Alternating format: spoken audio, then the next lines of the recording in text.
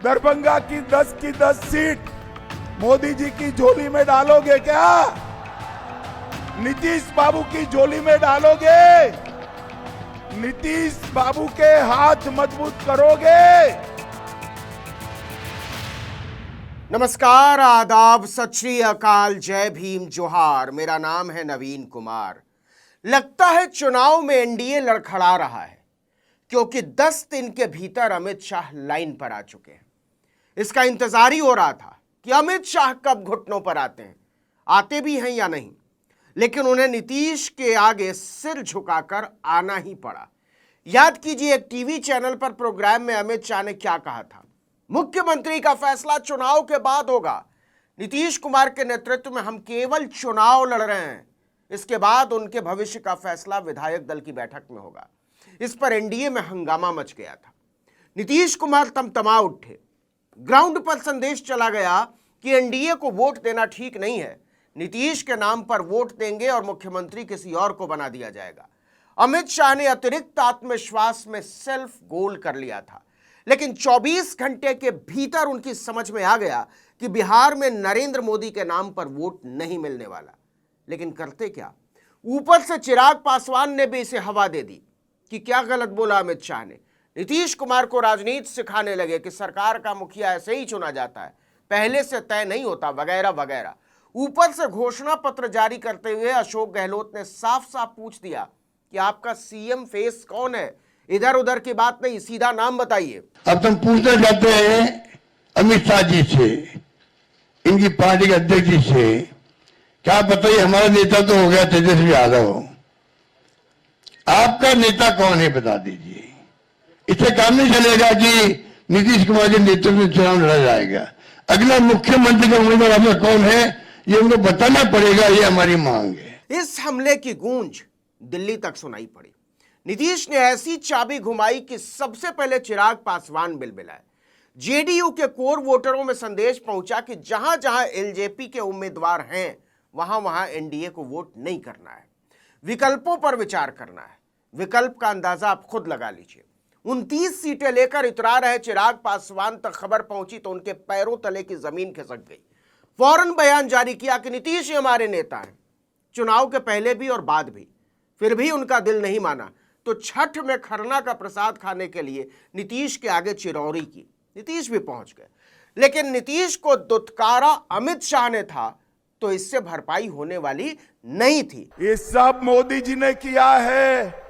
आप बताएंगे मोदी जी ने किया? जरा जोर से बोलो, बताएंगे? मनोज तिवारी और गिरिराज सिंह के जरिए फील्डिंग सजाई गई कि नीतीश को लेकर कंफ्यूजन दूर करो, वरना डूब जाएंगे।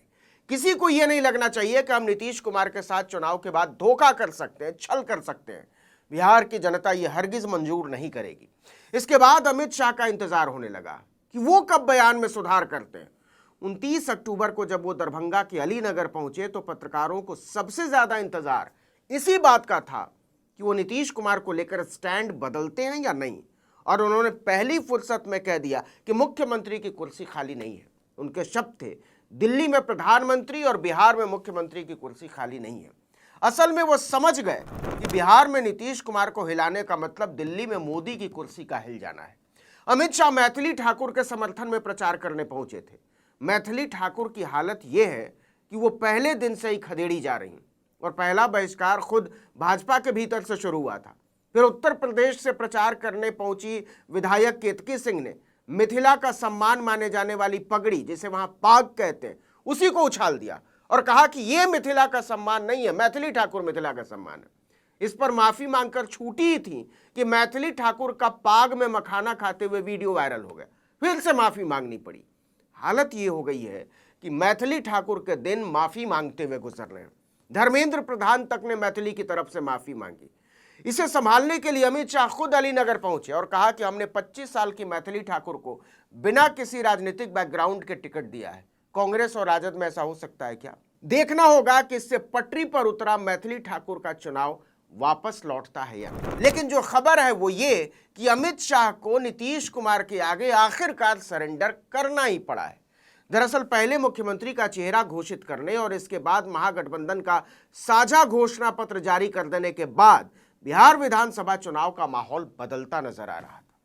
इसीलिए अमित शाह को कहना पड़ा कि मुख्यमंत्री की कुर्सी खाली नहीं है और एनडीए को जिताकर मोदी जी और नीतीश कुमार का हाथ मजबूत कीजिए। यह बदलाव अचानक नहीं हुआ है। याद कीजिए, मुंगेर के नवागढ़ी मैदान में हुई गृह मंत्री अमित शाह की सभा में सैकड़ों कुर्सियां खाली पड़ी हुई थी, भीड़ तो जाने ही दीजिए।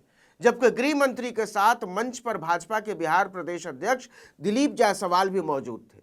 कार्यक्रम के लिए कार्यकर्ताओं और नेताओं की भारी भीड़ की तैयारी की गई थी, लेकिन कुर्सियां भर जाएं इतने भी लोग नहीं पहुंचे। मंच पर पहुंचने के बाद अमित शाह ने देखा कि पूरा पांडाली खाली पड़ा हुआ। यह भारी बेइज्जती की बात थी।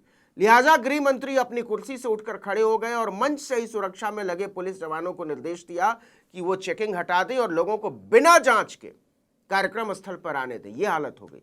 गृह मंत्री के आदेश के बाद मेटल डिटेक्टर मशीन के पास जांच कर रहे सभी पुलिसकर्मी तुरंत हट गए और चेकिंग बंद कर दी। बाद में मेटल डिटेक्टर मशीनें भी हटानी पड़ी।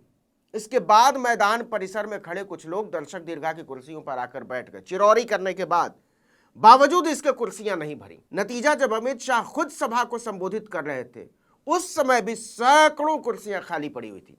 आसपास के बाजारों में आए लोग भी अमित शाह की सभा में नहीं पहुंचे, जैसे किसी को कोई दिलचस्पी ही नहीं थी।